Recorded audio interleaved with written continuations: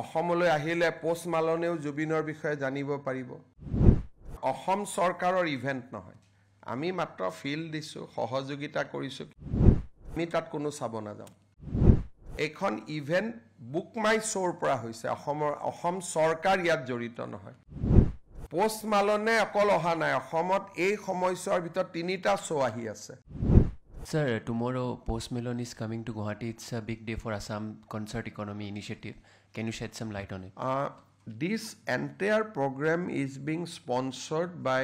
outside government agency. Initially, we thought that government will put money, but now government basically because of the response from various private sponsors, there was no requirement for Assam government to put money, maybe a small amount we have to put, but majority fund has been raised through sponsorship. However,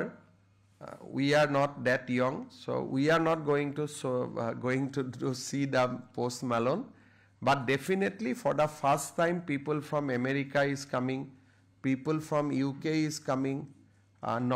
We used to go to Shillong, but this time people from Shillong, Nagaland, Itanagar, they are coming. So after 4-5 this kind of show, I think Guwahati can emerge as a hub for concert economy like Shillong. Today Shillong has firmly established itself as a good center for concert economy. Assam, it is a beginning, but miles to go. সামাজিক মাধ্যমে এটো কথা বুজি পাব লাগে যে Zubeen Garg GI ঠাকুতেই post মালন আহাৰ সিদ্ধান্ত লোৱা হৈছিল আৰু জুবিন গাৰ্গে ইয়া কেতিয়াও বিৰোধিতা কৰা নাছিল শিল্পীকটো শ্ৰদ্ধা জনাই শিল্পীয়ে গতিকে যি সকলে বিৰোধিতা কৰিছিল এটো তেওঁলোকৰ কথা হ'ব পাৰে এটো ডেফিনেটলি জুবিন গাৰ্গৰ কথা নহয় কাৰণ জুবিন গাৰ্গ জিআই ঠাকুতে কেবিনেটে কনসাৰ্ট ইকনমিৰ সিদ্ধান্ত লৈছিল পোষ্ট মালন আহিব বুলি জুবিন গাৰ্গ ঠাকুতেই সিদ্ধান্ত লোৱা হৈছিল আৰু শিল্পীক কেতিয়াও বিৰোধিতা নকৰে আৰু মই ভাবো যে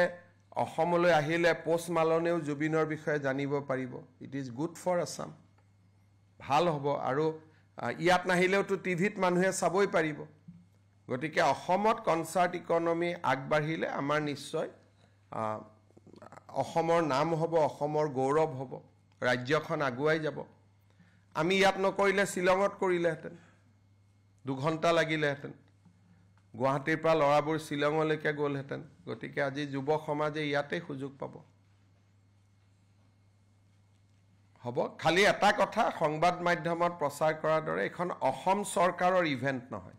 আমি মাত্ৰ ফিল দিছো সহযোগিতা কৰিছো কিন্তু আমাৰ ইভেন্ট নহয় আমি তাত কোনো চাব না যাও সংবাদ মাধ্যমৰ বহুতে ভাবিছে যে অসম গভৰ্ণমেণ্টে কোটি কোটি টকা দি আনিছে আমাৰ ইয়াত কোনো ফাইনান্সিয়াল ইনভলভমেন্ট নাই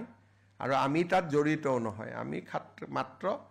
ভেটেনাৰী ফিল্ডখন দিছো 20-30 লাখ টকা যদি কিবা ডিপাৰ্টমেন্টে খৰচ কৰিছে তাকো মই মানাই কৰিছো পিছত মই খবৰ লম কিন্তু